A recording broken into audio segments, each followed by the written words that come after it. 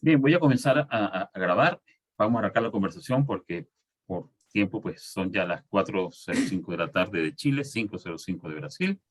Y en función de eso, pues bueno, vamos a darle inicio a esta actividad de hoy, que es conversaciones sistémicas. Y contamos hoy con la presencia de Sandro Childwine, quien es posgraduado en agronomía por la Universidad Federal de Santa Catarina y doctorado en ciencias agrarias en la Universidad de Göttingen, en Alemania, en 1992. De junio 2003 a junio 2004 fue profesor visitante en el Departamento de Sistemas, actualmente en la Escuela de Ingeniería e Innovación de la Open University en Inglaterra, y es profesor titular de la Universidad de Santa Catarina, Universidad Federal de Santa Catarina, en el programa de posgraduado en agrosistemas, donde es responsable de la enseñanza de la introducción al pensamiento sistémico y práctica sistémica.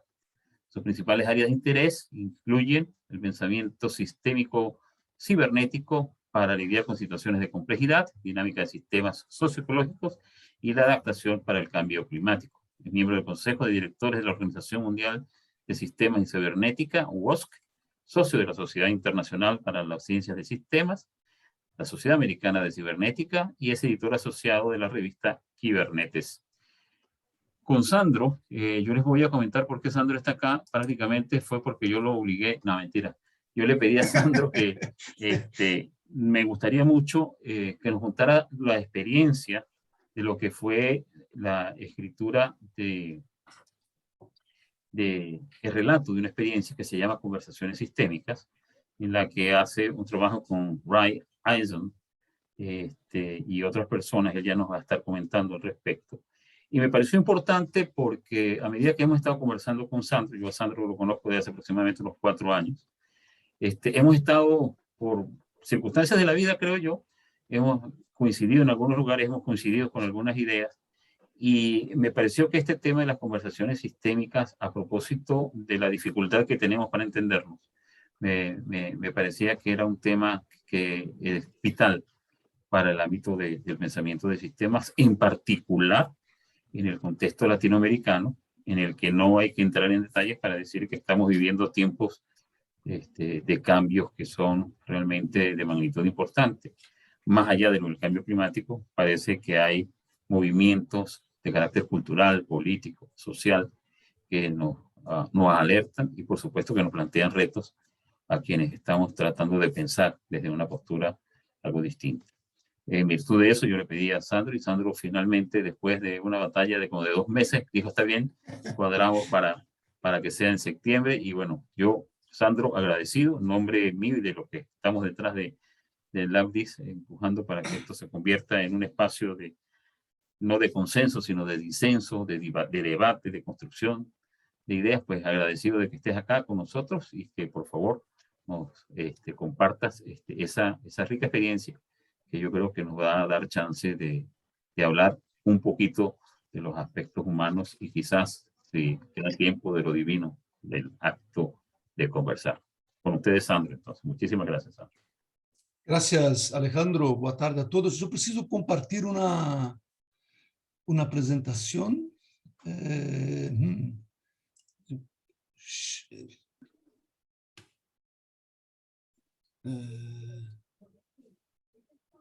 Ahí viene. Já está, não? Sí. Deixa eu solamente... Si lo pones en presentación, ahí está. Sí, sí, ahora. Excelente. Muy bien, buenas tardes a todos más una vez. Yo voy a hablar en portuñol. Desafortunadamente no hablo español, pero creo que van a me entender mejor si hablo en portuñol do que si eu falasse rapidamente en portugués. Entonces yo creo que portuñol es mejor. Muchas gracias, Alejandro, por la invitación. Muchas gracias a todos que están ahí, todos amigos que ya conozco há algum tempo, para esta conversação, que eu creio que, eu espero, não que seja uma conversação sobre uma conversação, mas vou apresentar alguma coisa, uma experiência. Então, nesse sentido que estou aqui hoje, para relatar uma experiência que foi há pouco mais de 10 anos atrás, Entonces, yo no voy a hablar aquí de una idea particular de sistemas o de un trabajo de sistemas, pero es un relato de exactamente de una experiencia. Y primeramente quiero dar un panorama general, né, sobre a experiência e o contexto onde essa experiência aconteceu. No, y porque a experiência está registrada neste livro, que é Systemic Conversations Among Friends. Já vou explicar por que o título é em inglês, e todo o livro é em inglês. E que eu creio, Alejandro, que Alejandro já há alguns meses compartilhou com todos o PDF, o e-book deste livro. Esse livro é de 2020, pero as conversações foram em 2011. Que era um projeto que eu queria,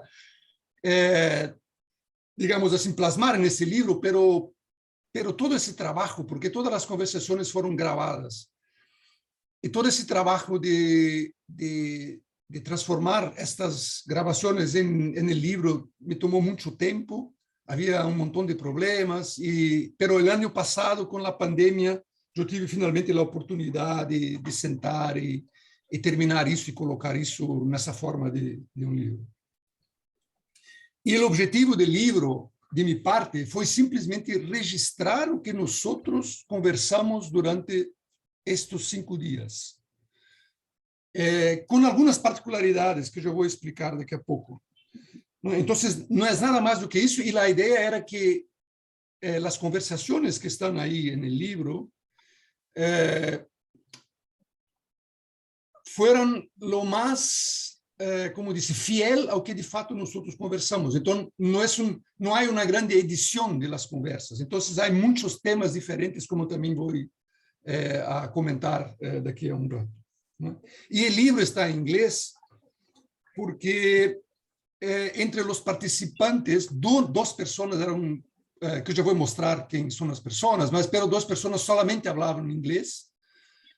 Então, por isso, para poder também, durante todo o processo de produção do livro, poder contar com a participação das pessoas que solamente falavam em inglês, foi que a decisão é que o livro seria em inglês. Não sei se conseguem ver, mas não sei se é possível ver o livro, que está o livro. Infelizmente, no momento, eu não posso enviar o livro físico às pessoas, porque há muitas restrições por conta da pandemia de enviar o livro para outros lugares. Há um par de semanas, eu tentei enviar uma cópia física do livro para Alejandro, por exemplo, e não é possível no momento. Este é o conteúdo do livro. E o livro está organizado basicamente em los 5 dias em que que ocorreram as conversações. Então, eu tampouco vou apresentar todo o livro, tudo que nós discutimos em todos esses dias. Não vou fazer isso, não? Porque há muitos temas que foram objeto da conversação, e eu vou, ao final, destacar um tema que foi, digamos assim, o tema disparador do primeiro dia, e que foi muito importante para todos os assuntos que foram discutidos ao longo dessas conversações sistêmicas. Então, aqui é uma fotografia, e eu já vou explicar daqui a pouco o lugar, porque as conversações foram organizadas em um lugar muito particular, no sul do Brasil, e este grupo de pessoas, há digamos assim, alguns motivos para este grupo de pessoas e não um outro grupo. São todos amigos que eu tenho de muitos anos, não? Pessoas que foram meus professores na universidade, como Renato D'Agostini, por exemplo, Antônio Pedro, no Sérgio Martins, que era um professor que veio de outra faculdade, está em Florianópolis já também há muito tempo, e todos nós outros somos membros de um mesmo grupo de pesquisa aqui na universidade. E, é claro, a grande influência que eu tive de Ray Eisen, que muitos de vocês conhecem, da Sociedade Internacional para a Ciência de Sistemas, da Federação Internacional de Pesquisa de Sistemas, não? E também a influência que eu tive de Richard Bowden, não é? E a ideia que eu tinha era reunir este grupo de pessoas, então são amigos de muitos anos, como, por exemplo, um amigo do tempo da faculdade, e que trabalhamos juntos, reunir esse grupo de pessoas em um lugar especial para essas conversações. E o lugar que eu escolhi para fazer estas conversações foi num parque nacional ubicado aqui no sul do Brasil. E daqui a pouco eu vou dizer por que esse lugar e como é que eu tive a ideia de fazer esta conversação neste formato que eu vou apresentar neste lugar. Isso aqui é somente para que vocês tenham uma ideia do Parque Nacional. É um lugar muito hermoso, ¿no? É principal atrativo do parque são os canyons, ¿no? Então, o que significa que nós, durante todos os 5 dias das conversações, tínhamos programadas uma série de visitas em diferentes sítios deste parque. E isso é um elemento que foi importante para as conversações, porque as visitas em diferentes sítios do parque, a ideia original era simplesmente como uma atividade de lazer, junto com as conversações, pero que ao longo do dia, ao longo dessa semana, que foi toda uma semana, se revelaram com um significado muito diferente, como nós vamos apresentar aqui. Então, durante todos os 5 dias, havia uma programação diária de uma visita a um sítio no parque, ¿no? Então, sempre na parte da manhã. E isso foi possível porque eu tinha, alguns anos antes, uma estudante de maestria, Gianni Nunes, seu nome, que era uma estudante de maestria que trabalhou com as ideias de Checkland e SSM para um problema que havia aí nesse parque, que conhecia muito bem o parque e que organizou toda esta programação de 5 dias aí no parque. E encerrávamos, então, quando terminávamos a visita, íamos a porque em volta do parque há pequenos negócios, não? Pequenos hotéis, pousadas, como nós chamamos, e restaurantes. Então, íamos a um desses lugares e depois, à tarde, nos encontrávamos para as conversações em uma pousada. Nós chamamos uma pousada, não sei se há um conceito, um término parecido em espanhol, que é um pequeno hotel, ¿no? Que nós reservamos solamente para o grupo.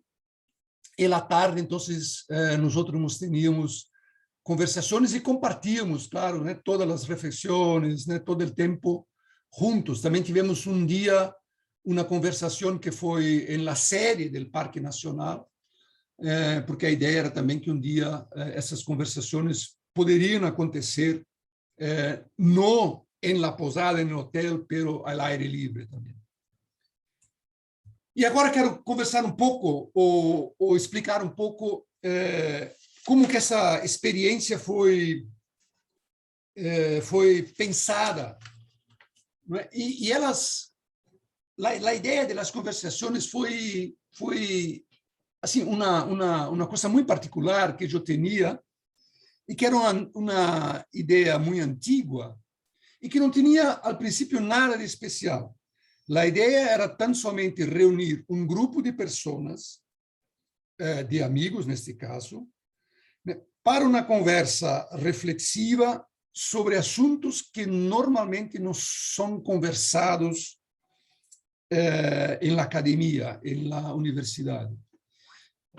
Ou seja, eu penso que nós temos muitas discussões na universidade, pero poucas conversações na universidade.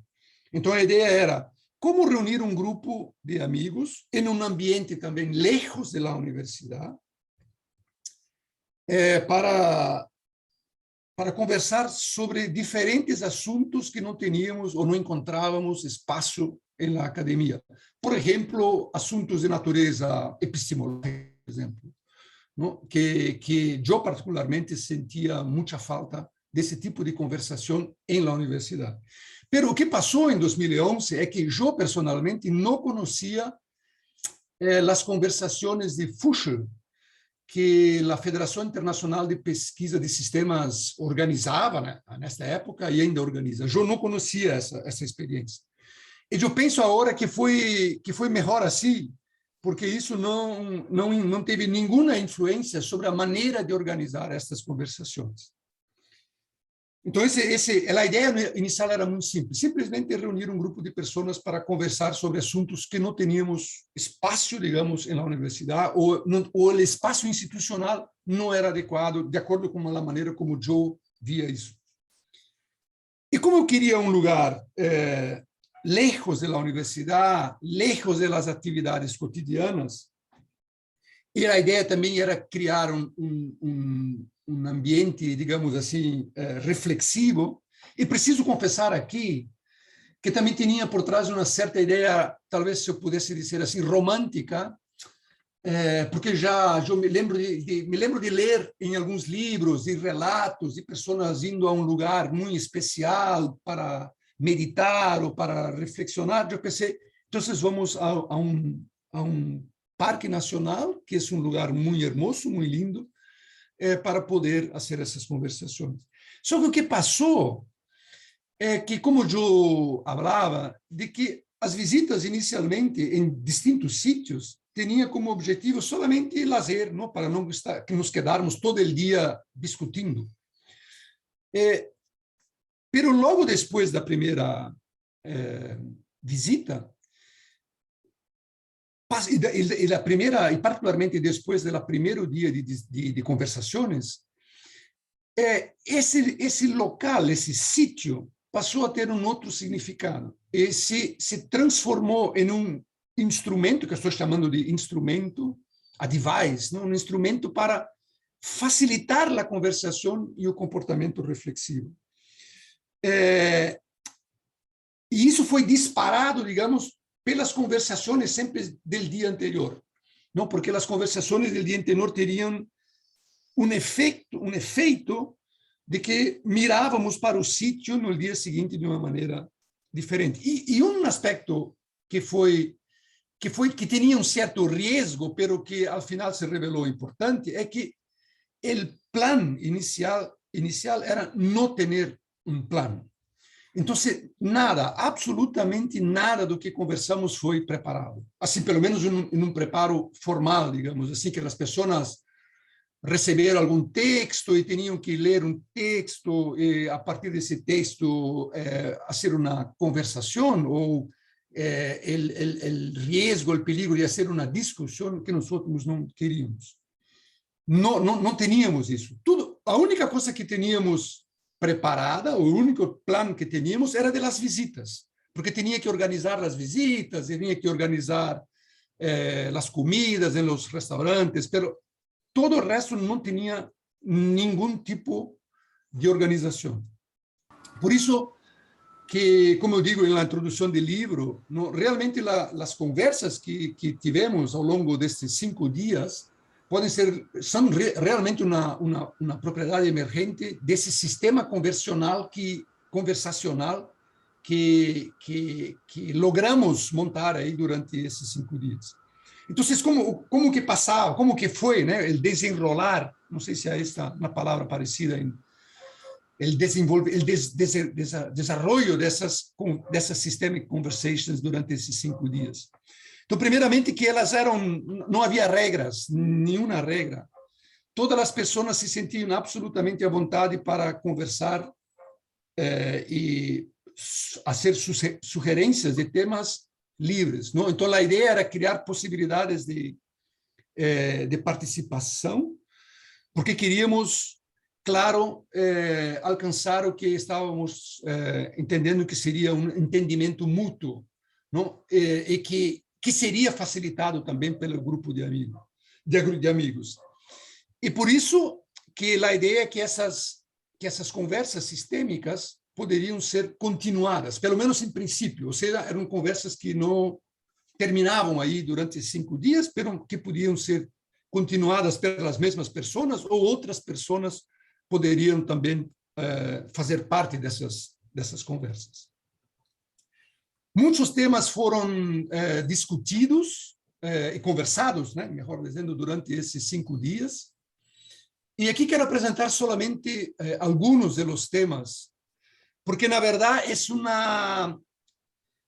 uma sequência circular de los temas. E começou o primeiro dia, que depois quero destacar aqui, com a ideia de choque, e particularmente de choque existencial, e a partir disso, então, discutimos temas como a mudança de paradigmas, o rol das universidades no mundo contemporâneo, sobre a natureza do pensamento sistêmico, a importância de ter consciência epistemológica e muitos outros temas mais. Mas o que eu quero, talvez, destacar um pouco aqui, e que foi muito importante, é o que passou no primeiro dia. Porque o que passou é o seguinte, que todas as conversações eram gravadas. Mas eu tenho que confessar que no primeiro dia, quando, depois do almoço, chegamos à posada e sentamos aí nas silhas para começar, eu, pessoalmente, que organizei essas conversas, não me sentia à vontade para gravar, porque eu não tinha ideia do que ia passar. Então, eu tinha aí o gravador, mas hoje, digo, desafortunadamente, não gravei a primeira conversa. Mas o que passou foi que Richard Bowden tomou a palavra e nos contou sua experiência personal de um tempo que passou em Uruguai, em 1974, porque ele estava aí como um cientista de saúde animal, e contou sua experiência. E como que essa experiência, para ele, poderia ser caracterizada como um choque existencial. No entendido aí como um drama, talvez um drama pessoal, institucional, social também e ontoepistemológico. E a partir dessa experiência de choque que ele nos relatou, começamos a conversa a reflexionar em torno dessa ideia de choque existencial. E logo, assim que começamos a conversa, não, e com a medida em que a conversa ia se desenrolando, não, que o choque era necessário, então, o choque era necessário, pero não era suficiente. E a expressão choque existencial é porque tinha que ser um choque com significado para a existência da pessoa. E por isso que a partir disso se discutiu que se o choque não era necessário, pero não suficiente, era preciso conceptualizar ou teorizar a respeito do choque.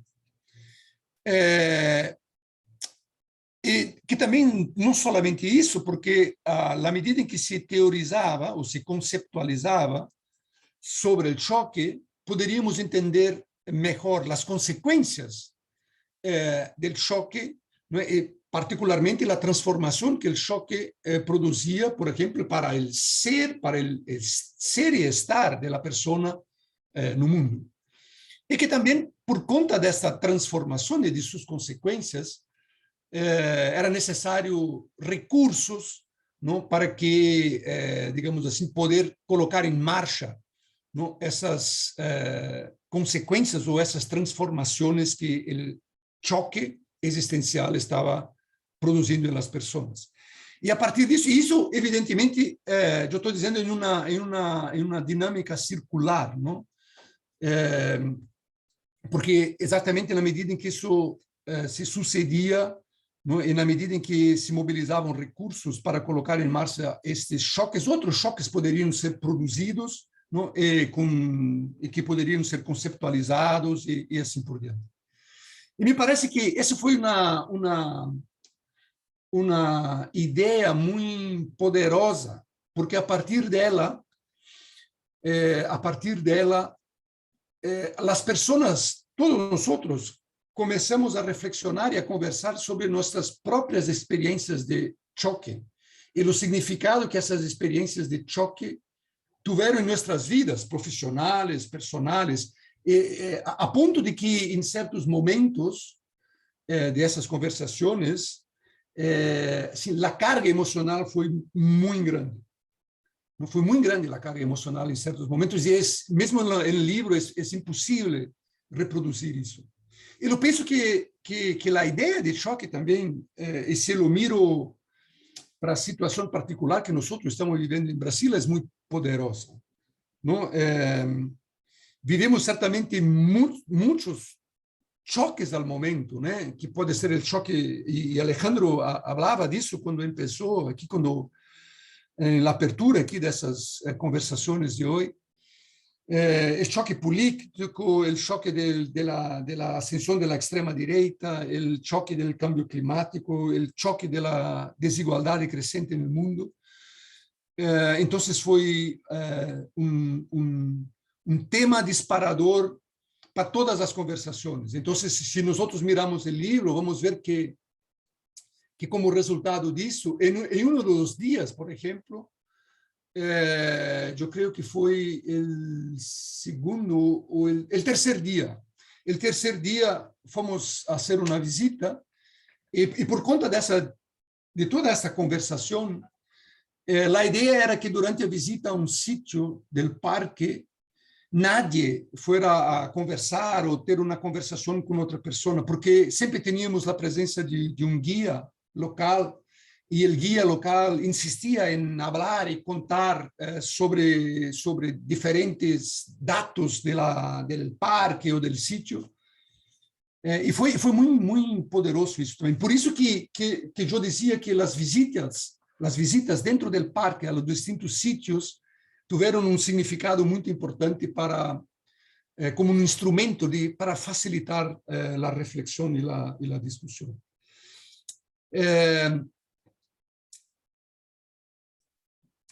Y quiero, porque yo no quiero hablar mucho ahora, y la idea era que nosotros podríamos conversar tal vez sobre la idea de conversación sistémica, pero termino diciendo que certamente essas conversações sistêmicas tinham sua própria sistemicidade, né? E essa sistemicidade, que essa ideia de Peter Checkland, não, de que caracteriza, não, a perspectiva sistêmica de uma determinada abordagem sistêmica, essa própria sistemicidade emergia da totalidade das atividades que eram realizadas conjuntamente por todos os amigos participantes durante todos esses 5 dias.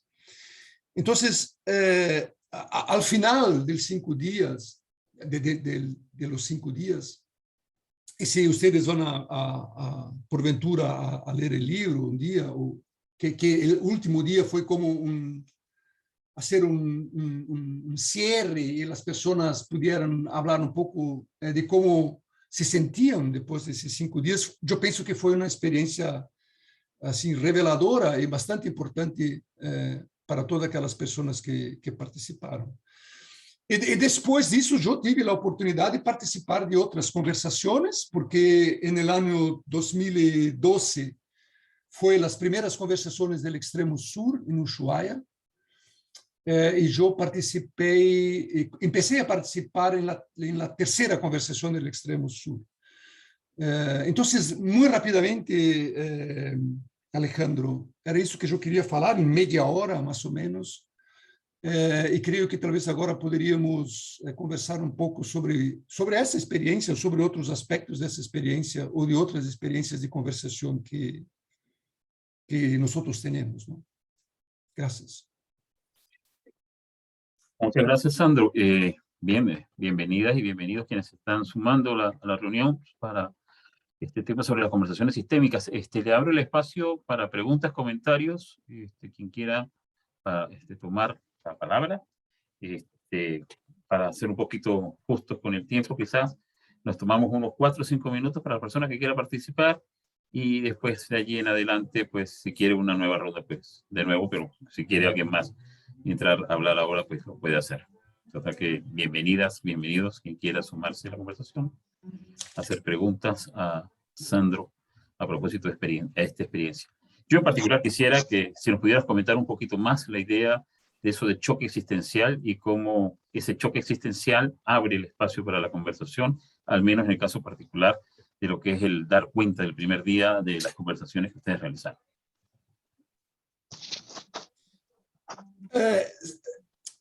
Alejandro, si nosotros miramos el libro y vamos a leer el libro, que es un choque existencial, fue una discusión muy longa, yo diría, ¿no? Porque cuando empezamos a reflexionar sobre o que es un choque, tenemos que tener el cuidado de no considerar, digamos, cualquier evento como un choque existencial. Entonces, en ese sentido que es existencial, no sentido de que tiene un efecto muy grande sobre la persona para el ser y estar en el mundo, y lo que hace como persona, como ciudadano, como científico. Entonces, en ese sentido que nosotros discutimos como un choque existencial, ¿no? Porque cuando empezamos, después del relato de Richard Bowden, cuando empezamos todos a pensar, y hay un relato de todas las personas de lo que podría ser un choque existencial, teníamos ese cuidado de no querer reducir o tomar cualquier experiencia como un choque existencial, ¿no? Pero somente aquelas experiencias que tenían un sentido para el ser, estar en el mundo, en ese sentido que era existencial. Sí, yo te lo preguntaba, Sandro, porque cuando uno lee el libro y lee el relato de Bowden, uno entiende que para esa persona fue un choque bastante importante el verse comprometido, lo que era su modo de entender el mundo, en particular el mundo en el que él interviene, que es el mundo de las ciencias veterinarias, y encontrarse con que esas ciencias veterinarias, vamos a llamarlas así, asépticas, que él practicaba, cuando llega a Uruguay se consigue que eso prácticamente es casi que un problema que termina siendo un asunto de un impacto político y de una complejidad política enorme. Entonces pareciera que algo que ocurría en el ámbito fundamentalmente técnico termina significando un choque existencial porque esa actividad técnica finalmente tenía un componente político que prácticamente le cuesta la vida, ¿no? Por eso es que creo que era importante tocar este tema, porque pareciera que el choque existencial, en realidad, y discúlpenme, los demás compañeros y compañeras, pareciera que el choque existencial supone la ruptura de lo que ha sido el modo como la persona ha estado en el mundo y que entonces aquí se le plantea el dilema de sigo allí o tengo que cambiar porque esto definitivamente va incluso en contra de mi propia posibilidad de existencia, de vida. Gracias, Alejandro, por ese comentario. Sí, porque o que yo no dice es que como no fue grabado el primer día, el primer capítulo es la reproducción de ese relato de Richard que él publicó en un otro libro. Entonces tomamos esa parte de su experiencia en Uruguay, que de fato fue como él dice, una experiencia muy impactante para él, que venía de un contexto en particular, en el contexto inglés, o ya en parte, porque Richard es un inglés que está ubicado y radicado en Australia, pero exactamente a confrontación que él tuvo de su realidad que venía con la realidad en aquel momento en Uruguay, que también que era un momento político muy turbulento en Uruguay en aquel momento, inclusive con un cierto peligro de vida para algunas personas, sobre todo cuando quería manifestar sus opiniones sobre políticas en aquel momento. Entonces, eso sí, que esa ruptura, ¿no? El choque existencial, yo acho que esa palabra mejor que empleaste, que esa ruptura que causa en una persona cuando está confrontada en una situación como esa. Y él, Richard, es por eso que también parece la necesidad de la conceptualización, porque él dice que en aquel momento ya tenía leído, por ejemplo, los escritos de Paulo Freire y cómo reflexionar sobre su experiencia a partir de lo que Paulo Freire había escrito con la teología de la libertación fue importante para su experiencia profesional. Gracias. Escuchamos a Giovanni, que levantó la mano, creo, y luego León Darío Vélez. Alejandro, yo también. A Ramses. Gracias, Ramsés.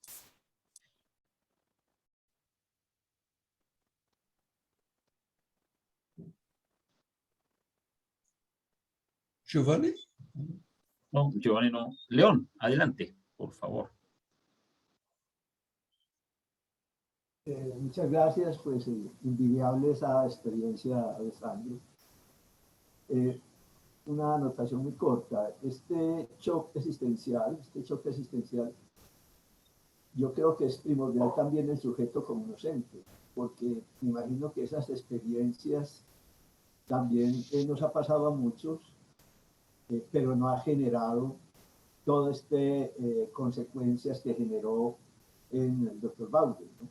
Entonces, también depende de la sensibilidad, y Sandro pues anotó hace un momento que ya Baude se había leído por Freire, entonces ya había una sensibilidad hacia ese choque. O sea, el choque existencial no se produce en todos los sujetos, pienso yo pues, en todos los sujetos, así sea la misma experiencia. A unos les procederá ese choque existencial y a otros no. ¿Cómo ven ustedes eso? Sí. Sí, está bien. Yo creo que sí. Tal vez, Alejandro, podemos oír a Ramses, pero acho que es importante oír también lo que las personas quieren comentar, ¿no? Vale. Ramsés, adelante. Saludos. Bueno, gracias. Una muy interesante narración, Sandro. Yo quería preguntar, no tanto sobre lo que hablaron, que tú concentraste tu charla, especialmente sobre lo que hablaron. Y quedó, yo diría, tal vez un tanto en la sombra, la idea misma de conversación. Y en ese sentido, quisiera preguntarte, a partir de esa experiencia y de otras que has tenido y de un tema en el que obviamente has reflexionado, ¿qué obtendrías tú como ideal de conversación por una parte? Es decir, ¿cómo debe ser una conversación para que fluya de una manera constructiva? Y por otra parte, ¿cómo caracterizarías el modo normal de conversar, el modo usual de conversar? Pero ¿cómo lo caracterizarías en dos momentos? Que me interesa tu experiencia en eso. Uno, en el momento actual, observando lo que ocurre, observando tus propias conversaciones con otras personas, etc. Y otra, en el recuerdo que tú puedas tener. Tú, tal vez un poco más joven que yo, pero no eres tan joven y puedes tener un recuerdo más largo. Yo me pregunto si en tu recuerdo ha habido cambios en el modo normal de conversar. Ese es un tema que me interesa, y me interesa el contraste, la relación, tanto en lo que podría emerger como un ideal, como en lo que tú observas del modo usual de conversar. Muchas gracias. Gracias, Ramses. Muchas gracias. Es una pregunta difícil, yo creo, ¿no? Es una pregunta difícil y exactamente no tengo la mejor respuesta para esta. Fue más una pregunta, no tengo la mejor respuesta porque no sé si yo soy la mejor persona para contestar esta pregunta, pero yo voy a usar una metáfora tal vez pensando en la etimología de la palabra, del verbo conversar, ¿no? Porque conversar viene del latín conversare, que puede ser entendido como convivir con alguien, ¿no?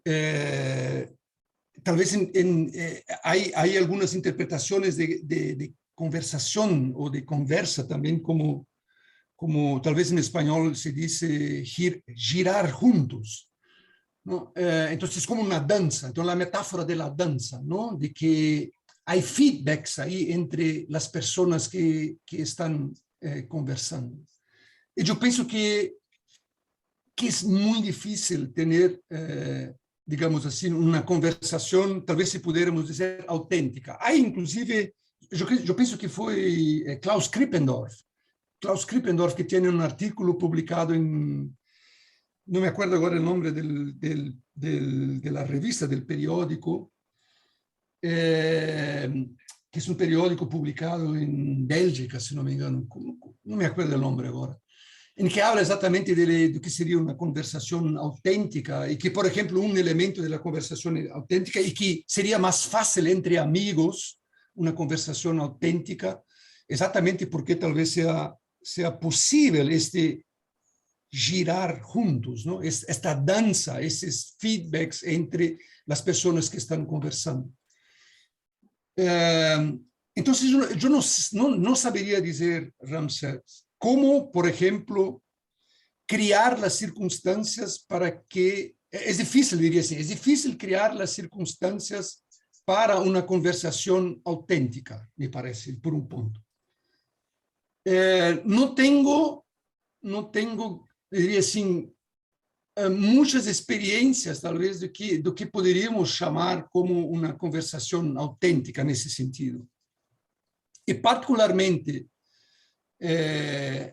no dia de hoje, ou no momento que nós estamos vivendo, não há conversações. Não? Me parece que é um tema muito difícil. Yo estoy pensando en la sociedad, en una sociedad tremendamente polarizada, en que exactamente no hay ese girar juntos, ¿no? No es esta, digamos, si aceptamos la idea de convivio, de que conversar, ¿no? De conversaciones, convivir con alguien, entonces me parece que ese convivir con alguien está muy difícil. Entonces, y yo pienso que este es el grande desafío, ¿no? Crear circunstancias para que nosotros todos podremos tener conversaciones auténticas. Porque no me parece que es eso que nosotros podemos actualmente, en el día de hoy, encontrar en la sociedad, en los espacios en que vivimos. Entonces, no sé, Ramses, no tengo así una respuesta porque yo pienso que es, tal vez porque yo mismo no tengo una reflexión tan profunda o tan intensa sobre eso, ¿no? Y la idea de que es necesario crear las circunstancias para estas conversaciones, y no sé si hay un método para eso. Cuando nosotros teníamos nuestras conversaciones, que nos parecían conversaciones auténticas, porque todos intentábamos, diría así, entre comillas, girar juntos, ¿no? Estábamos pensando tal vez más en un método o una manera de crear circunstancias para el choque existencial, pero no para, tal vez porque estábamos tal vez experimentando, tal vez no de manera consciente, una conversación auténtica que no reflexionamos exactamente sobre la conversación. Entonces, no sé, Ramses, yo pienso que es una pregunta muy importante que tal vez podemos, que yo particularmente preciso reflexionar un poco más. Muchas gracias. No sé si contesté todo, porque había más de una pregunta que no sé. Sí, creo que comentaste sobre los diferentes aspectos. Es un tema difícil. Solo un comentario en relación con el tema si hiciera una especie de paráfrasis de esa cita de Maturana que tú tomaste. Por una parte, las conversaciones nos tienen a nosotros, sí. y por otra parte, nosotros tenemos conversaciones. Y es en esa recursión de que las conversaciones nos tienen y nosotros tenemos conversaciones que se da la posibilidad de la conversación.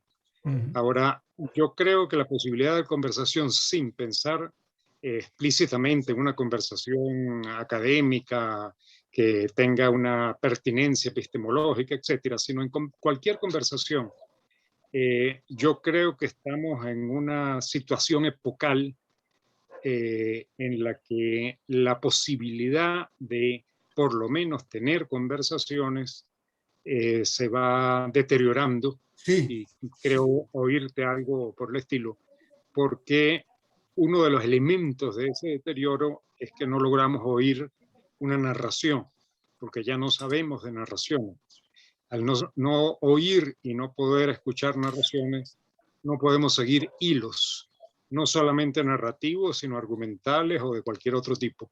Y eso implica que lo único que hacemos es intercambiar imágenes, palabras, frases sueltas, fragmentadas, y pienso que el proceso va muy rápido, que la tecnología obviamente influye en ese proceso y que es un tema muy importante para conversar, porque en la medida en que nosotros no podemos tener conversaciones es porque no podemos estar en el conversar humano, y eso pues es un peligro considerable para la condición humana.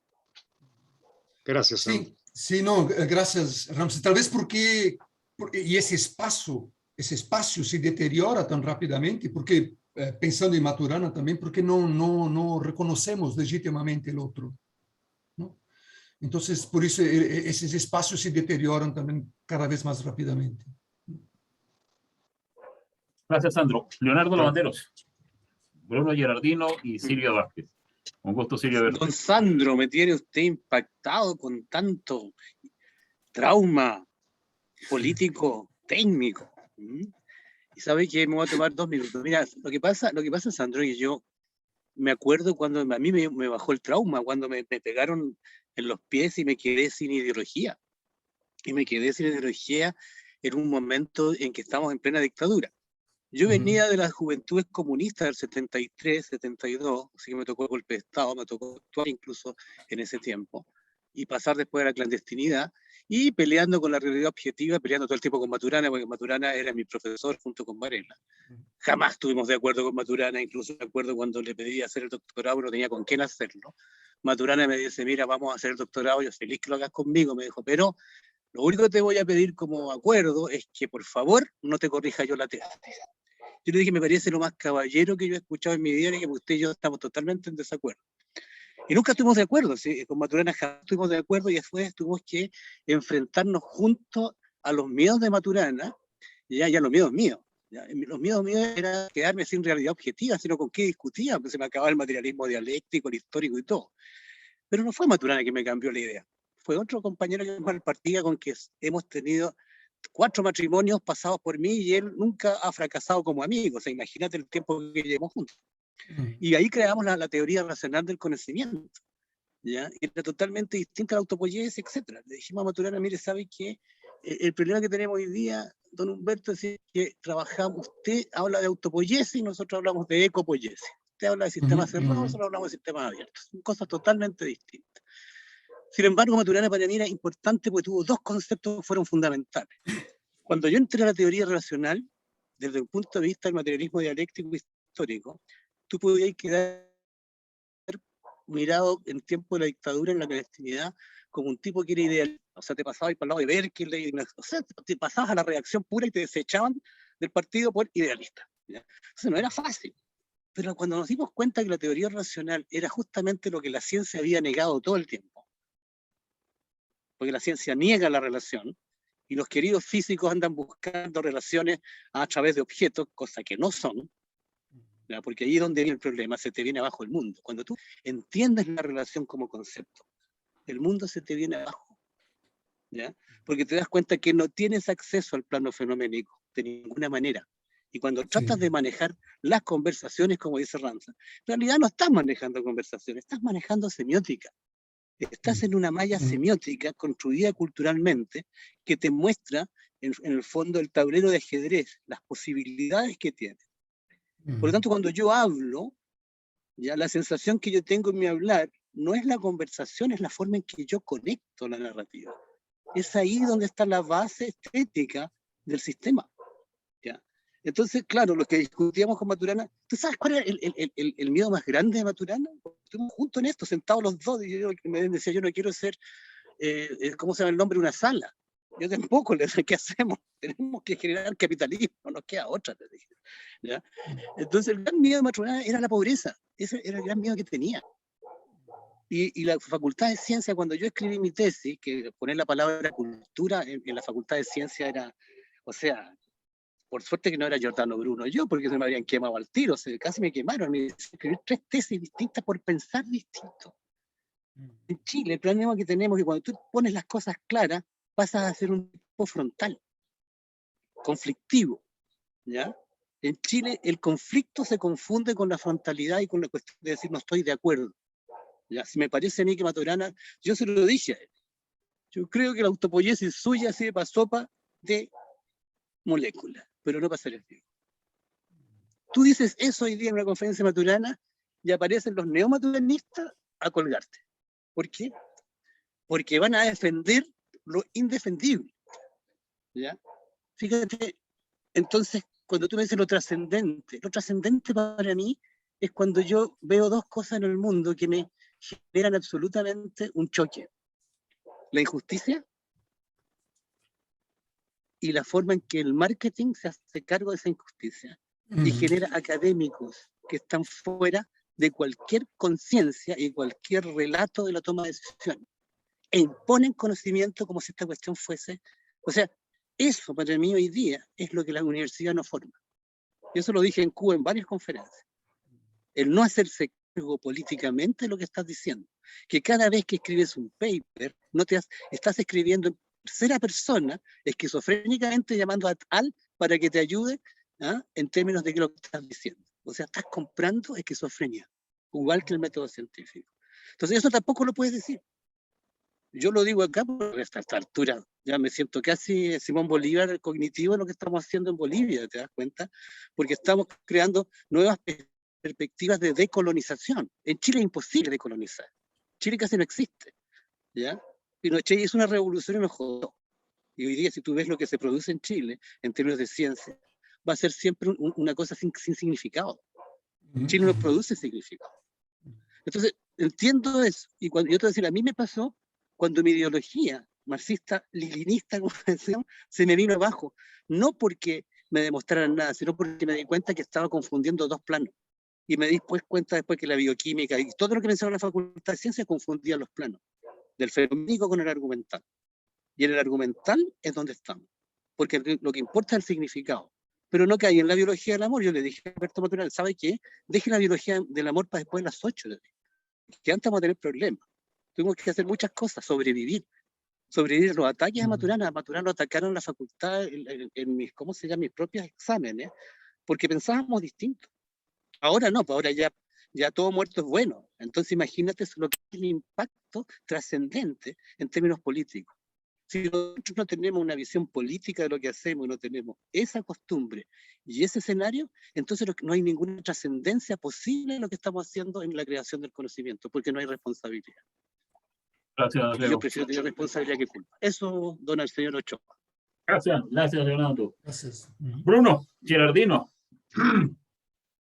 Sí, oye, interesante lo que cuentas, Sandro. Y en realidad, más que una pregunta, me surge como un comentario respecto de esto de cómo darse ese tipo de conversaciones y de qué modo esas conversaciones pueden ser cultivadas, digamos. Ese tipo de conversaciones con esa inspiración en realidad, ¿no? Porque lo que andamos buscando básicamente es quizá una particular inspiración.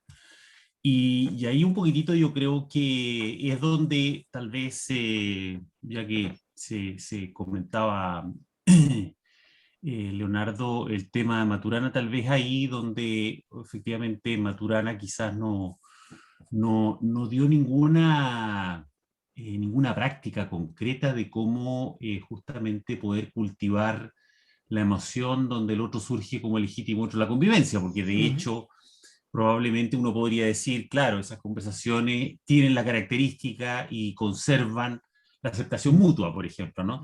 Sí. El gran desafío es, bueno, cómo se cultiva eso, digamos, ¿no?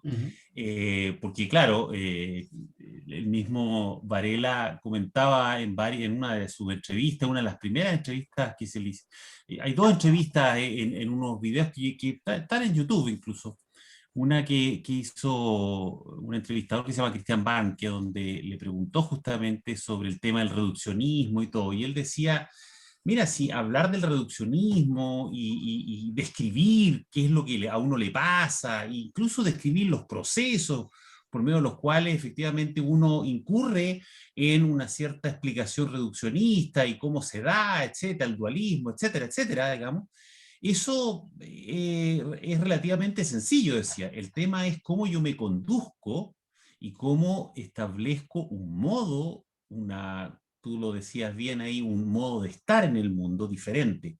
Y para eso se requiere prácticas para desmontar justamente el dualismo y no meramente saberlo acá en la cabeza, porque mucha gente sabe en la cabeza y explicar, digamos, ¿no?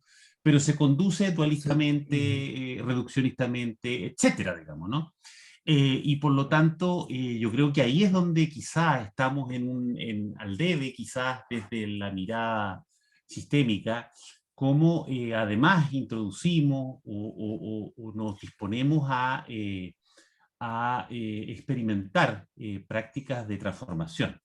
Yo creo que a mí me parece que las prácticas de transformación son las que de alguna manera dan cuenta de una experiencia totalmente distinta, porque si no vamos a estar sujetos como a la espontaneidad, o sea, nos vamos a juntar Sí. nosotros a conversar y de repente espontáneamente surge algo, ¿no?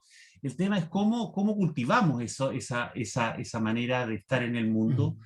Bueno, con Ramsés hemos estado leyendo en un seminario, leyendo a Heidegger y leyendo a Nietzsche, al Nietzsche de Heidegger, ¿no? Y bueno, y ahí hay un tema muy interesante donde está el tema de la embriaguez que habla, que está traducido, digamos, directamente del alemán, digamos, pero muy crudamente traducido, incluso podría ser un arrebato, como una suerte de estado inspirado, digamos, ¿no? Donde justamente yo creo que aparece esto de la belleza, ¿no? De la belleza de la conversación, la belleza de vivir existencialmente en una relación de aceptación mutua. Yo creo que, bueno, ahí hay un tema interesante, yo ahí rescato algunas cosas que están en el libro de Francisco Varela que se llama Ética y Acción. Al final hay un capítulo dedicado a las prácticas de transformación, explica cómo lo hace la fenomenología o cómo está planteado desde esa vertiente filosófica, está también planteado cómo lo hace el budismo, en fin, hay otras vertientes también que está explicada ahí. Entonces, yo pienso que ahí hay un tema interesante, ¿no? Que tal vez pudiera ser una especie de práctica sistémica de transformación que debiera ir acompañando nuestra práctica concreta, digamos, de nuestra actividad desde el pensamiento sistémico y que sea una práctica sistémica también de transformación. Eso yo creo que tal vez es como el lado oscuro, sin decir con eso que es el lado que no vemos todavía claramente de cómo realmente poder procurar eso, porque insisto, uno puede entender todas estas cosas teóricamente, explicarlas muy Sí, sí. bien, pero otra cosa es, como decimos en Chile, otra cosa es con guitarra.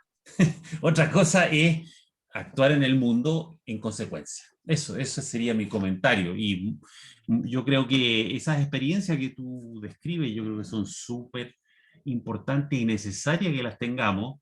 Bueno, nosotros de alguna manera las logramos tocar, rozar, también cuando estuvimos juntos en Ushuaia, Sí.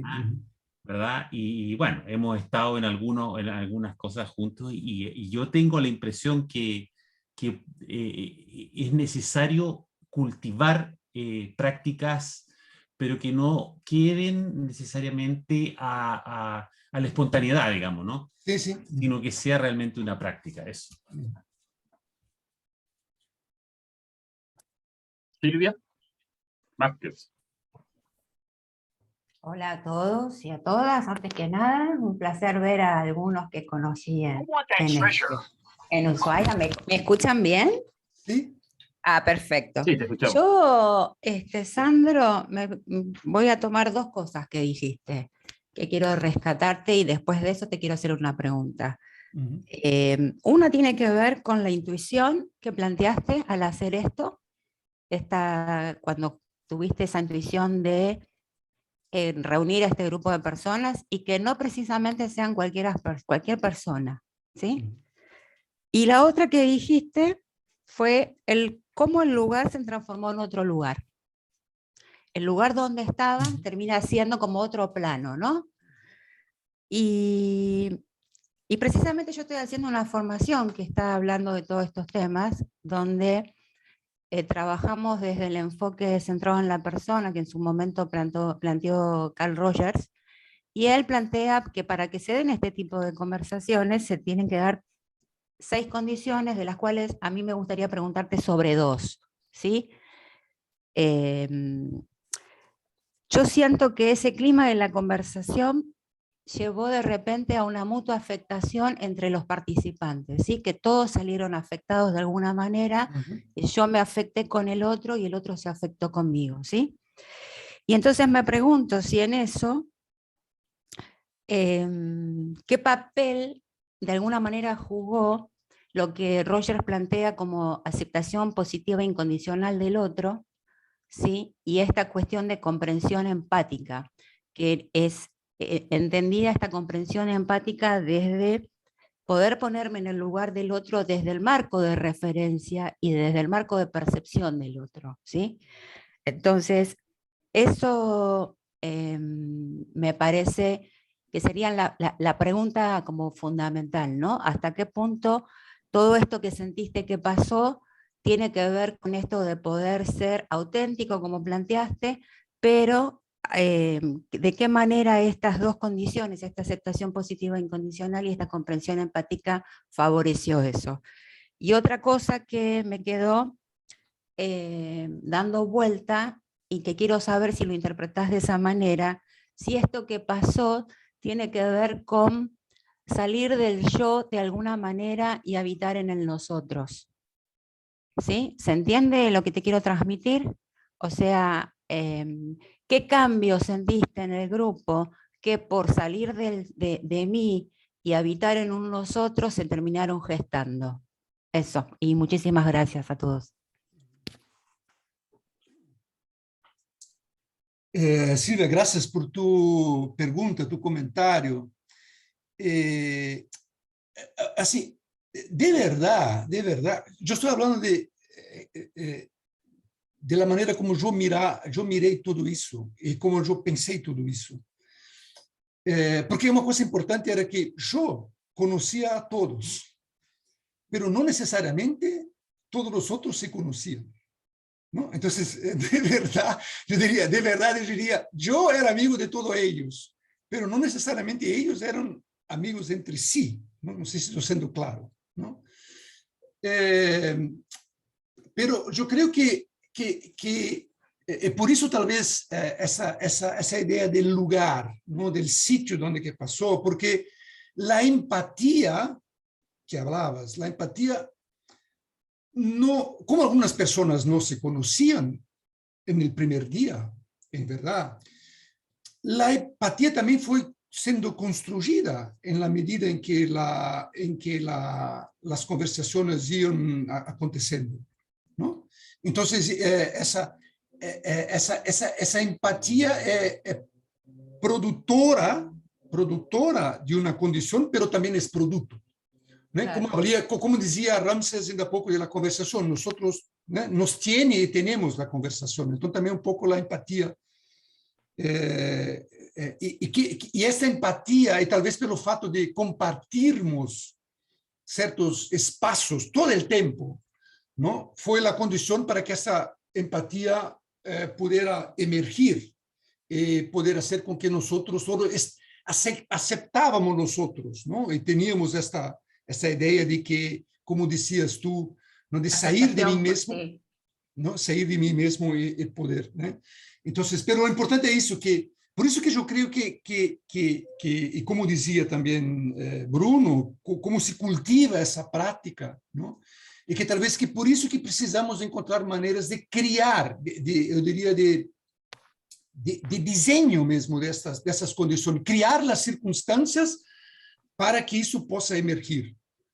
Que a empatia não precisa estar aí, me parece, não, por esta experiência.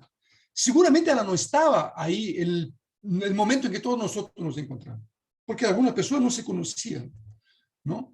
Pero talvez o lugar e a transformação do lugar que estava se sucedendo a todo momento, que criou essas circunstâncias para que poderíamos fazer isso. Não? De outra maneira, não sei como seria possível. Não? Então, esa es la primera parte. ¿Podrías repetir, por favor, la segunda parte? Sí, yo lo que te preguntaba es qué tanto la aceptación incondicional, ¿sí?, del marco perceptual del otro, de validar al otro como un legítimo otro, permitió. Y lo traigo no solamente para estas conversaciones que me parecieron fantásticas de tu parte y este grupo, sino en las relaciones diarias con los otros, o sea, ese impacto, porque vos decís, hay que fomentar este tipo de conversaciones, ¿no? Pero digo, no sé si es tan necesario fomentar los espacios para esta conversación, sino de decir, vamos a las conversaciones más auténticas en todos los ámbitos posibles. Entonces ahí es donde voy, de decir, ¿qué tanto esa transformación grupal, esa mutua afectación tiene que ver con esta posibilidad de la aceptación, ¿sí?, y de la comprensión empática del marco de referencia del otro? Sí, no, totalmente de acuerdo. Y cuando yo digo crear las circunstancias, yo creo que no precisa ser un sitio particular, ¿no? Y ese es el desafío, de cómo que creo las circunstancias todo el tiempo donde yo estoy, ¿no? Porque yo diría, después de la experiencia esta en particular, y no considerando las experiencias que yo participé de las conversaciones del Extremo Sur, en el día a día prácticamente no fue posible crear esas circunstancias, ¿no? Yo creo que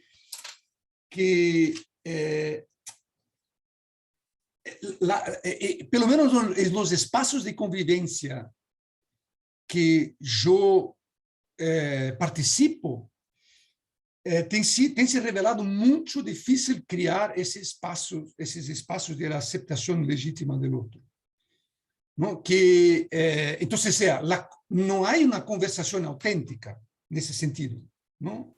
Porque isso que eu dizia na universidade, particularmente, que é o ambiente que eu frequento, temos muitas discussões, pero casi nenhuma conversação. ¿No? Porque exactamente es un ambiente de disputa, ¿no? Y yo pienso que ese es lo problema, que la conversación rompe con la idea de disputa, ¿no? Para que possamos tal vez lograr, no sentido de la danza, la metáfora de la danza, un entendimiento mutuo, ¿no? Que me parece que era el desafío y que Bruno decía, ¿no? Cómo cultivar eso, cómo cultivar esa práctica, né, para que possamos ter essas conversações autênticas. Eu penso que é muito difícil isso.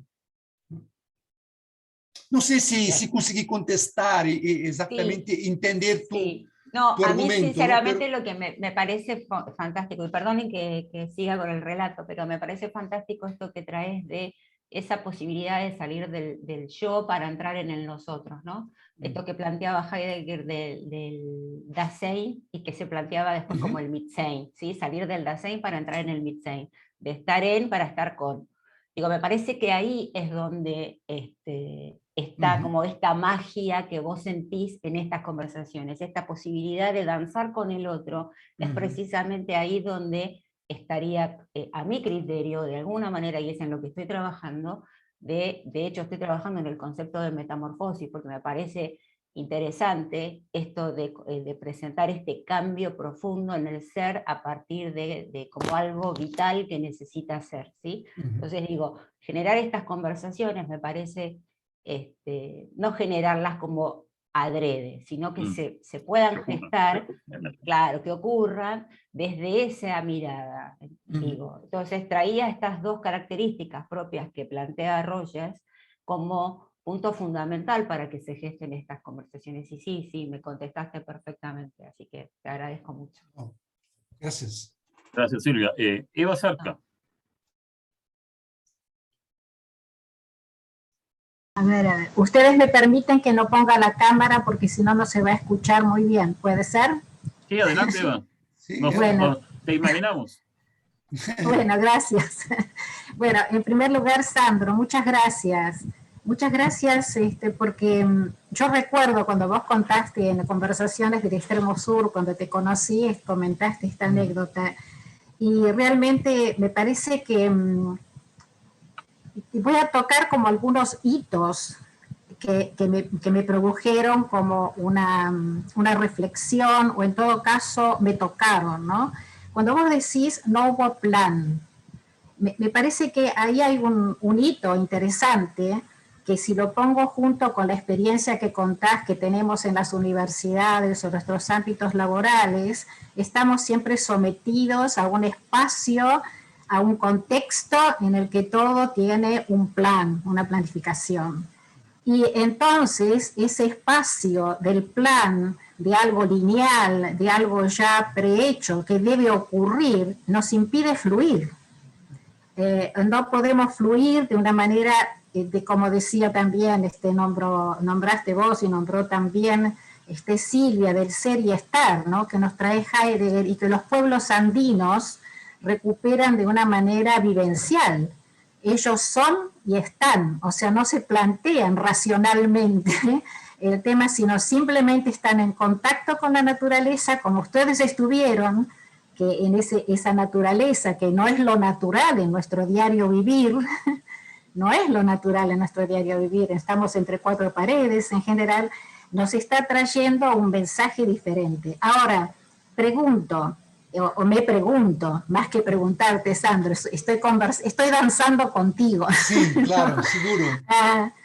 Lo que siento es que verdaderamente la posibilidad de fluir me trajo la imagen que cuando estamos danzando de verdad, cuando estamos bailando, ¿no? Cuando estamos bailando, el que lleva, el otro que responde con la música, ese contexto de la música hace que no pensemos dónde voy a poner el pie o dónde voy a sacar el pie, ¿no es cierto? Sino simplemente estamos. Ahora, ¿cuánto nos tienen de una manera, inmersos en los miedos de poder fluir con respecto a los razonamientos, a las ideas, a nuestros preconceptos, a nuestros supuestos, ¿no?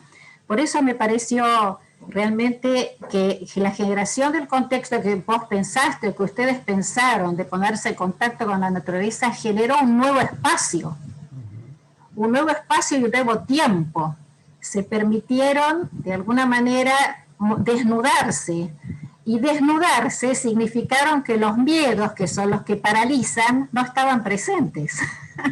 Porque los miedos nos pueden alejarnos del peligro, pero también nos paralizan. Ese es el asunto. Y creo que me encantaría verdaderamente que podamos permanentemente constituir en nuestros espacios, y me parece que también el ABDIS y todos los encuentros de Zoom nos permiten eso, ¿no? La pregunta que y otra cosa, nos permite imaginar. Ustedes imaginaron. Me encantó la palabra choque existencial, porque con el choque existencial convirtieron una ruptura y permitieron una bifurcación. y se permitieron intuir e imaginar otras posibilidades, creo, por lo que contaste, me acuerdo todavía allí. Y entonces me estaba acordando de Don Juan. Y nada, y tengo el anhelo de que podamos vivir en forma permanente allí, porque ahí está la clave. La clave es sostener en todos nuestros espacios esta emocionalidad y esta posibilidad. Entonces me estaba acordando de Don Juan. ¿Se acuerdan de Don Juan? Que le decía a su discípulo, le decía, estaban en un borde de un abismo, y entonces lo empujaba y le decía, empuja un poquito, anda un poco más al borde, anda un poco, y lo empujaba, y dice, no, tengo miedo, me voy a caer en el precipicio. Y resulta que Don Juan dice, pero seguí un poquito más, y lo seguía un poquito más, y lo empujó, y el discípulo voló, o sea, pudo volar. Entonces, me parece que ahí tenemos el desafío en cada uno de nuestros espacios, no hablar tanto de lo que debemos hacer, sino hacerlo. No tanto los miedos a que ocurra o no ocurra, sino simplemente fluir porque ocurre. La magia está, la magia de las personas, porque hay un anhelo. Y cuando nosotros miramos a nuestro alrededor, sentimos que los diarios, las noticias, nuestros espacios académicos muchas veces intentan cerrarnos esa posibilidad. Ahora, el ejercicio de esa posibilidad es un ejercicio de decisión, es una elección y una decisión casi diaria. Bueno, te agradezco, Sandro, porque me hiciste evocar el aula de Ushuaia, donde comentaste esta experiencia que nos pareció maravillosa, y no sé, a mí por lo menos me provocaste la necesidad profunda de seguir alimentando estos espacios en todos los ámbitos. Es una decisión, a veces tenemos miedo, pero es una decisión, así que muchas gracias. Gracias, Eva, no, de acuerdo, ¿no? E talvez reunindo ou juntando com o que Silvia dizia, né, que de fato temos muitas vezes medo de criar certos tipos de espaços em nosso cotidiano, digamos, não? Temos medo, não? Porque talvez temos medo de não ter aceitação para os espaços que estamos querendo criar. Exatamente. Gracias, Eva, muchas gracias. A vos, a vos. Muchísimas gracias. No tengo notado a más nadie que quiera participar.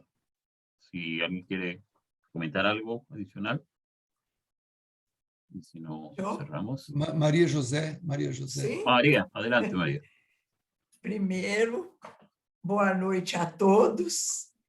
E vou começar compartilhando minha frustração por não ter podido assistir à apresentação do Sandro. Tive um imprevisto acompanhando o meu marido numa consulta médica e não pude chegar a tempo. Porém, eu já li o livro e vou relê-lo. E vou apenas fazer um comentário sobre essa fala do Sandro, sobre a dificuldade de nós constituirmos espaços conversacionais do tipo que ele identificou, distinguiu, que aconteceram na experiência que ele viveu, nos contextos de trabalho. E aí eu vou perguntar para o Sandro o que ele acha, como que você acha, Sandro, que os conceitos que o Matheus propôs no livro dele, A Nova Teoria Geral dos Sistemas, especialmente quando ele fala dos sistemas sociais como sistemas linguísticos, como sistemas autônomos, e distingue entre os sistemas sociais as instituições, que são sistemas em que os participantes podem distinguir regras pré-estabelecidas de comportamento. E um outro tipo de sistema, que ele chama de sistema de interconstituição de segunda ordem, que eu acho que é esse tipo de sistema que se constituiu com os participantes da experiência que você relata, né? Então, o sistema de interconstituição de segunda ordem, ele permite que as pessoas falem de suas próprias relações e construam e reconstruam recursivamente as regras de relação, né? Então, fiquei pensando se seria útil para você, para nós todos, para conversar sobre essa narrativa que você traz, pensar nessa diferença entre as instituições, sistemas sociais autônomos de um tipo, que o Matheus distingue, e outro tipo de sistemas sociais autônomos, em que ele chama de sistemas de interconstituição de segunda ordem. Eu acho que realmente vejo como muito difícil, concordo com você, Sandro, vejo como muito difícil criar esses contextos conversacionais de legitimação do outro, né, em toda a extensão, e que a Silvia traz para nós o Carl Rogers, né, falando também da mesma coisa, falando dessa aceitação incondicional do outro, né? Que o Maturana chama de reconhecer o outro como legítimo outro nos nossos espaços de convivência, né?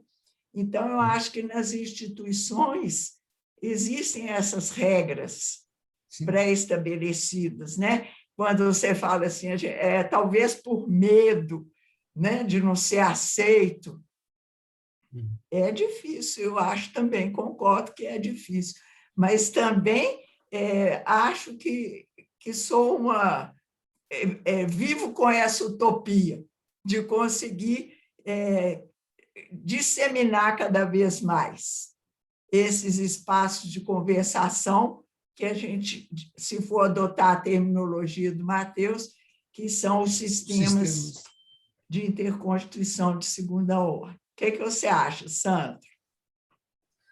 Oi, Maria José, boa tarde. Oi, primeiramente, boa tarde. Obrigado, espero que esteja tudo bem, né?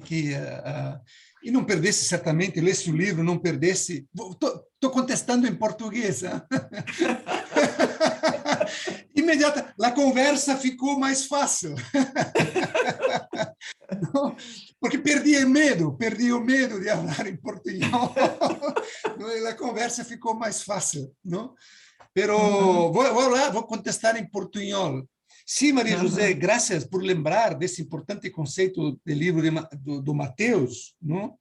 Da ideia dos sistemas de interconstituição de segunda ordem. E tenho que confessar que quando eu estava preparando o livro a introdução do livro, eu me olvidei, não me lembrei do conceito do Matheus, porque senão certamente eu teria mobilizado essa ideia também para apresentar as conversações, não? Então eu penso que isso é muito importante, porque de certa maneira nesta experiência de los 5 dias, as regras estavam sendo modificadas todo o tempo. A regra era modificar a regra, né, todo o tempo. E isso permitiu criar exatamente esses espaços para a conversação. Não? Então, eu penso que é uma ideia poderosa nesse sentido para entender o que está acontecendo, e talvez para pensar que circunstâncias precisam ser criadas para criar esses espaços para essas conversações legítimas. Não? Porque o ambiente institucional normal entendido normal como regras já pré-estabelecidas, que já estão aí, também fazem com que, ou estimulam a emergência do medo, porque se eu não estou de acordo com a regra que já está dada, não serei aceito, digamos assim, né? Ou a aceitação diminui. Então, é muito importante pensar nesses termos, né? Graças, Maria José. Microfone, Maria José. O teu microfone, não te ouvimos.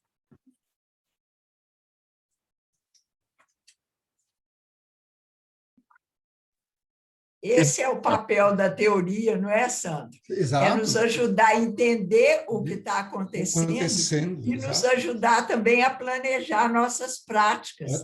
Ter fundamentos teóricos para planejar nossas práticas. Eu diria assim,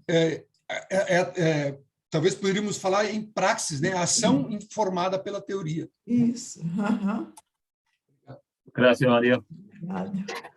Ricardo Barrera. Bienvenido, Ricardo. Gracias, Alejandro. Gracias, Sandro. Bueno, me pasó algo parecido a lo de María José. No pude entrar a tiempo y lo lamento. Pero bueno, Sandro me ha venido hablando de este tema desde hace años. Lo hemos conversado en distintas partes.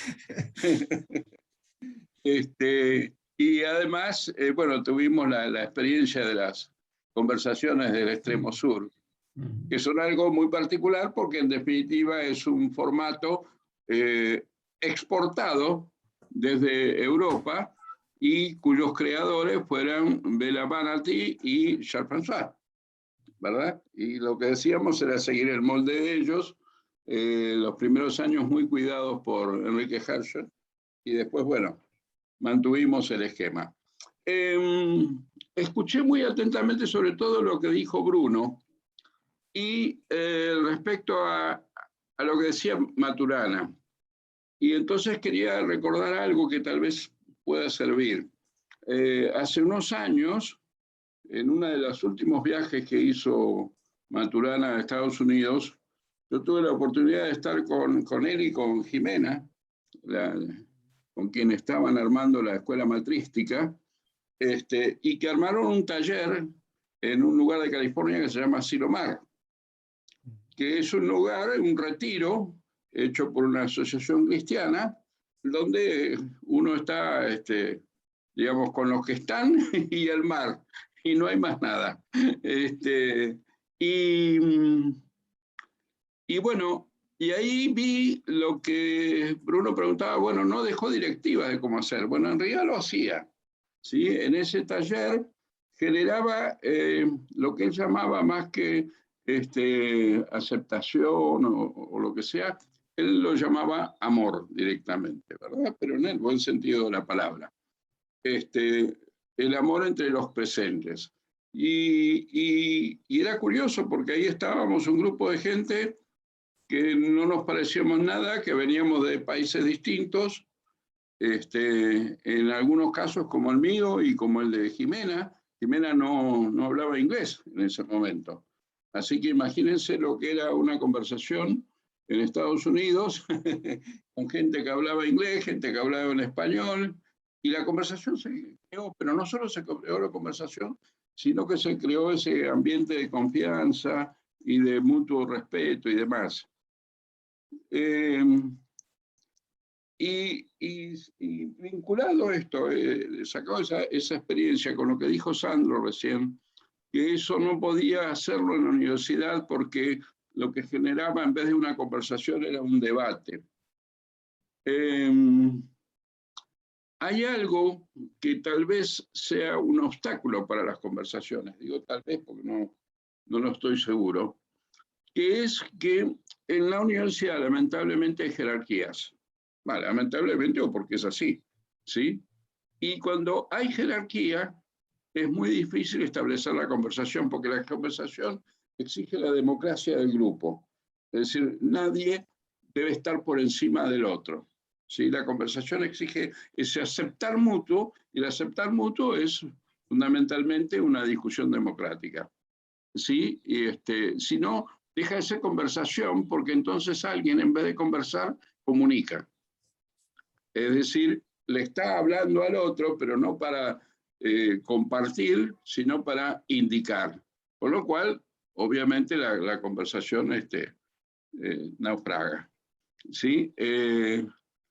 Y yo recuerdo muy especialmente porque tú, Sandro, fuiste el que planteaste dudas sobre el formato de las conversaciones en su momento. Tenías tu experiencia, le agregaste la experiencia nuestra y planteaste incluso un modelo de cómo era todo eso y qué es lo que pasaba. Lamentablemente, en el medio vino un bichito muy chiquitito que nos interrumpió y no pudimos llevarlo a cabo para reconstruirlo. Y con Ricardo Frías, que lamentablemente no está ahora presente, hemos telefónicamente discutido mucho este tema en el sentido de cómo podíamos hacer una conversación sin estar presentes. Y al final dijimos, estamos perdiendo lo más importante, que es crear este espacio de contacto físico, en el cual no se trata del momento de la conversación, sino de toda la jornada, que es lo que hicieron ustedes, Sandro, en esa fantástica excursión, ¿verdad? Y que de alguna manera fue la razón por la cual nosotros las conversaciones las armábamos en Ushuaia y no en cualquier otro lugar, ¿sí? Para generar un espacio. No encontramos el formato, capaz porque no teníamos suficiente imaginación para hacerlo, pero creo que es muy, muy importante lo que tú planteaste en este momento y en el libro, que sinceramente lo tuve que leer 2 veces porque me cautivó, me preocupó y me movió. Y es que tenemos que revisar muy bien cómo mejorar las conversaciones, ¿sí? Cómo apuntar a que esto funcione cada vez mejor, ¿sí? Evidentemente tenemos ya que decir, bueno, en el caso de las del extremo sur ya han crecido, ya son mayorcitas de edad y por lo tanto pueden despedirse de los padres y iniciar su propio camino, ¿sí? Respetando a los padres, pero no por ello dejar de evolucionar. Y bueno, y acá veo muchos rostros, prácticamente conozco a casi todas las personas que están participando, lo cual me agrada muchísimo, porque esta es una reunión de amigos y de amigas a través de este medio tan particular de comunicación. Así que, bueno, Sandro, te agradezco muchísimo y realmente ese enorme esfuerzo que hiciste, realmente creo que nos ha movido y nos ha inspirado a todos. Gracias. Oh, gracias a vos, Ricardo, gracias a vos. Bueno, muchísimas gracias, Sandro, Ricardo, bueno, a todas y todos, de verdad que ha sido grato verles, escucharles, y bueno, creo que debemos ir terminando. Le agradecemos a Sandro y a todos ustedes por participar. Yo quisiera quizás al final señalar un par de asuntos. Mi interés en las conversaciones en Sandro es porque creo que es muy importante que nosotros hagamos de eso una práctica cotidiana en todos los espacios donde nos toca entrar y abordar estas tareas. Nosotros somos muy ganados para el debate, pero a veces en la conversación parece que no nos medimos, nos quedamos fuera. Y es necesario parte de eso. Yo creo que si en algo estamos aportando desde el ABDIS es que podamos permitirnos estos espacios para conversar, para quitarnos los miedos y abrir espacios para decirnos cosas en lo que respecta a la construcción de la realidad latinoamericana, que es tan compleja y que, yo insisto, estamos precisamente enfrentando la dificultad que bien planteaba Sandro y que Francés ponía en términos de la ausencia de una narración y la necesidad de poder narrarnos lo que hemos venido siendo y para dónde queremos ir. De mi parte, muchísimas gracias. Yo de verdad les agradezco su presencia. Un enorme abrazo. Elisa Chiliscanchi, que acaba de llegar, nos estamos despidiendo. Tina, Sandro, te quería decir algo, tarde. No, se acaba de entrar, la Tina.